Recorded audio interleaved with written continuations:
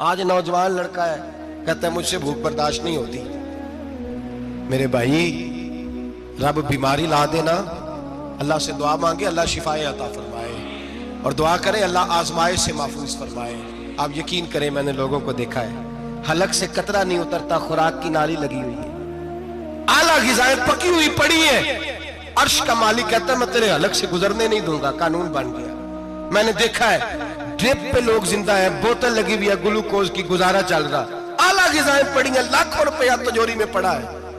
مالک کہتا ہے تو نہیں کھا سکتا، تو وہ کھانے نہیں دیتا، نہیں کھانے دیتا. ایک شخص یورپ کے علاقے کا، میں کسی کالم نویس کا پڑھ رہا تھا، وہ کہتا میری کھربوں میں جائیداد ہے لیکن میرے معدے میں ایسی تکلیف ہے کہ میں آٹے کو چھان کر جو اوپر سے بورا نکلتا ہے صرف وہ کھا سکتا ہوں، اس کے علاوہ میں کائنات کی کوئی نعمت کھا نہیں سکتا.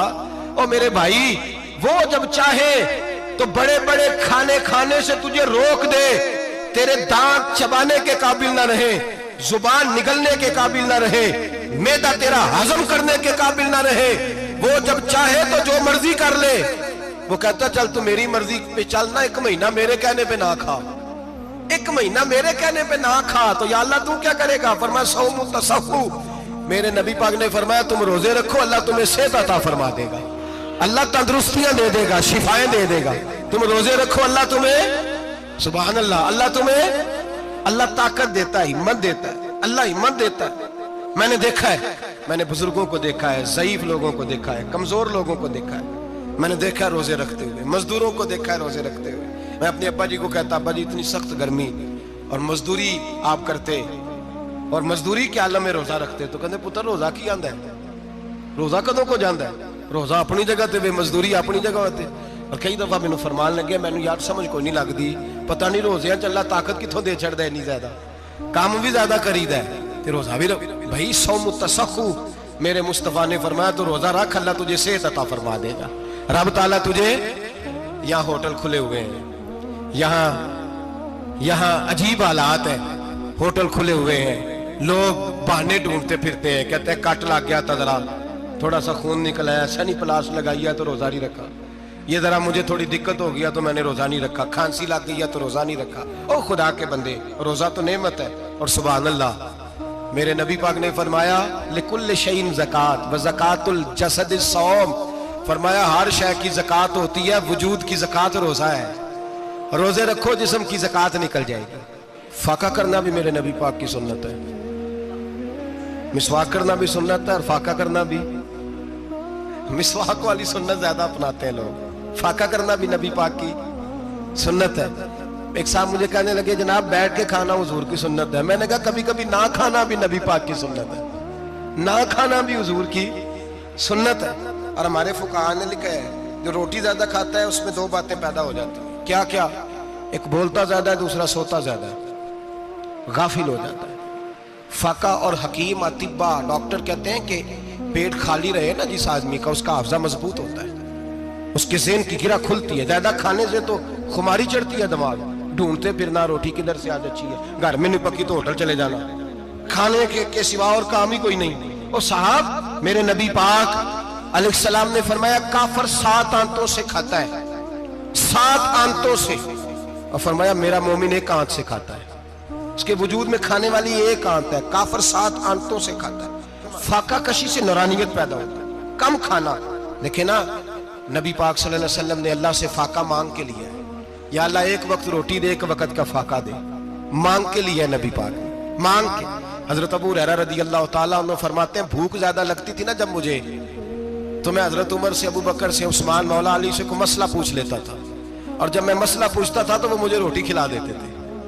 جب میں ان سے مسئلہ پوچھتا تو وہ مجھے، حضرت ابو ہریرہ فرماتے ہیں مجھے بھوک لگی، میں حضرت عمر کے پاس گیا، ان سے مسئلہ پوچھا. ان کا رواج تھا جب میں مسئلہ پوچھتا تو پہلے روٹی کھلاتے. ہمارے بزرگ یہ فرماتے ہیں کہ کھانے کھلا کے دین پڑھاؤ. صرف تمہارا کتب خانہ نہیں کھلا ہونا چاہیے، تمہارا دسترخوان بھی کھلا ہونا چاہیے. کسی نے نبی پاک صلی اللہ علیہ وسلم سے پوچھا تھا بہترین مسلمان کون ہے؟ حضور نے فرمایا جو سلام لینے میں پہل کرے اور روٹی زیادہ کھلائے، جو روٹی ہر وقت فکر کرے آ یار تو روٹی کھا لے، روٹی کھانے کی طرف توجہ دلائے. کھلانا سنت ہے، زیادہ کھانا اس میں بھی فرق رکھیں. تو نبی پاک صلی اللہ علیہ وسلم کے صحابی حضرت ابو ہریرہ رضی اللہ تعالیٰ عنہ فرماتے ہیں میں نے حضرت عمر سے مسئلہ پوچھا، میں نے کہا حضور مسئلہ بتائیں، تو کہتے پہلے ان کی عادت تھی جب میں مسئلہ پوچھتا تو روٹی بھی کھلاتے، آج انہوں نے مسئلہ ہی بتایا ہے، روٹی کوئی نہیں کھلائی۔ تو مجھے کہنے لگے ابو ہریرہ تو سوچتا ہوگا روٹی نہیں اس نے پوچھی، تو نے کب سے کھانا نہیں کھایا؟ میں نے کہا آج صبح سے۔ تو جناب عمر کہنے لگے میں نے کل صبح سے نہیں کھایا، چل ابو بکر صدیق کے گھر مسئلہ پوچھتے ہیں۔ کہتے ہیں جناب صدیق اکبر کے دروازے پہ گئے، جا کر کے ان سے مسئلہ پوچھا۔ ان کی بھی عادت تھی جب کوئی مسئلہ پوچھنے جاتے تو دسترخوان بچھا لیتے، کہتے آؤ روٹی بھی کھلاتا ہوں مسئلے بھی بتاتا ہوں۔ کہتے ہیں گئے تو انہوں نے بھی مسئلہ بتایا، روٹی کوئی نہ پوچھی۔ تو کہنے لگے عمر ابو ہریرہ تم لوگوں نے کل پرسوں سے نہیں نہ کھایا ہوگا، اور ابو بکر کو 4 دن گزر گئے ہیں، تھوڑا سا دودھ ملا ہے یا کھجور ملی ہے، روٹی کوئی نہیں ملی، چلو در رسول پہ چلتے ہیں، آؤ حضور کی بارگاہ۔ کہتے ہیں نبی پاک کی بارگاہ میں آئے، حضور نے چہرے دیکھے، کریم سے مسئلہ نہیں پوچھنا پڑا، میرے مصطفیٰ کریم نے فرمایا بھوک لگی ہوئی ہے تم تینوں کو، 3-4 دن ہو گئے؟ اللہ کے رسول نے فرمایا مجھے پورا ہفتہ ہو گیا ہے۔ سبب کچھ اور ہے جس کو تو خود سمجھتا ہے، زوال بندہ مومن کا بے زری سے نہیں، بھوک نقصان کا وجہ نہیں بنی، وجہ کوئی اور بنی ہے۔ رشوتیں جو بازار گرم ہوئے ہیں لوٹ مار کے، یہ روٹی کے لیے نہیں، یہ زیادہ کھانے کے لیے، یہ بینک بیلنس کے لیے گرم ہے۔ یہ لوٹ مار کا مقصد کوٹھیاں بنانا ہے، روٹی کا تو رب کریم کا وعدہ ہے۔ جو روز روتا ہے شام کو کہ میرا کاروبار کوئی نہیں، اصل میں کہتا ہے بنگلہ کوئی نہیں، اصل میں کہتا ہے کار کوئی نہیں، پجارو کوئی نہیں، روٹی تو اللہ عطا فرماتا ہے، اس کا وعدہ ہے۔ فرمایا حضور نے 3 دن بیت گئے، چلو میرا بے تکلف صحابی ہے ابو الحسن انصاری، وہ بڑے نصیب والے ہوتے ہیں جن کو میرے نبی پاک خود کہتے تھے کہ تیری فلانی ذمہ داری ہے۔ اس زمانے کا تو کسی کو کہہ دیا جائے تیری ذمہ داری ہے تو کہتا ہے یہ تو پھٹیکے ڈالنے لگ گیا، یہاں سے تو چھٹی کر جانی چاہیے۔ خوش ہوتے تھے صحابہ کہ ہماری ذمہ داری لگی۔ کہتے ہیں حضرت ابو الحسن انصاری کے گھر گئے، نبی پاک نے فرمایا بھوک بڑی لگی ہے کھانا لا۔ کہتے ہیں حضور نے اسے کہا تو اس آدمی کو تو وجد ہی ہو گیا، اس نے کہا میرے اتنے نصیب کہ حضور کا یہ کھانا کھلا۔ آؤ دیکھو دنیا والوں، آج جو سب سے زیادہ عزت والا ہے وہ میرا مہمان بنا ہوا ہے۔ فرماتے ہیں وہ دوڑے گئے، بکری اٹھائی ذبح کی، بیوی کو کہنے لگے روٹی تیار کر، ادھر کھجوریں توڑی، انگور توڑے، کہنے لگے حضور آپ جب تک تناول کریں تب تک کھانا پک جاتا۔ حضرت عمر کہتے ہیں روٹی پک کے آئی، بڑا پیارا گوشت، بڑا اچھا سالن، بڑا خوبصورت خلوص والا کھانا۔ فرماتے ہیں میں نے بڑا ہی کھایا۔ نبی پاک نے نہ ایک روٹی لی اور چھوٹی چپاتی، تھوڑا تھوڑا سالن کونوں سے، اور جب نبی پاک نے کھا لیا تو حضور کی آنکھوں میں آنسو آئے۔ حضرت عمر کہنے لگے حضور روئے کیوں؟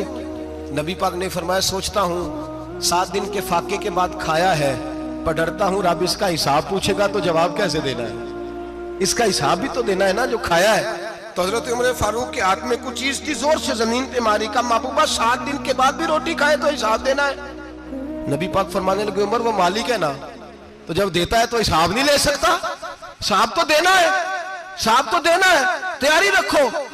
صحابہ کرام فرماتے ہیں ہم نے ارادہ کیا کہ آج کے بعد ہم پھر فاقے کریں گے، کم کھائیں گے، اس لیے کہ حساب دینا ہے۔ میرے بھائی وہ فاقہ کشی کرتے تھے، ڈرتے تھے۔ یہاں تو لوگ کھا کے بیمار ہیں، کھاتے جا رہے ہیں سوتے جا رہے ہیں، کھاتے جا رہے ہیں سوتے جا رہے ہیں۔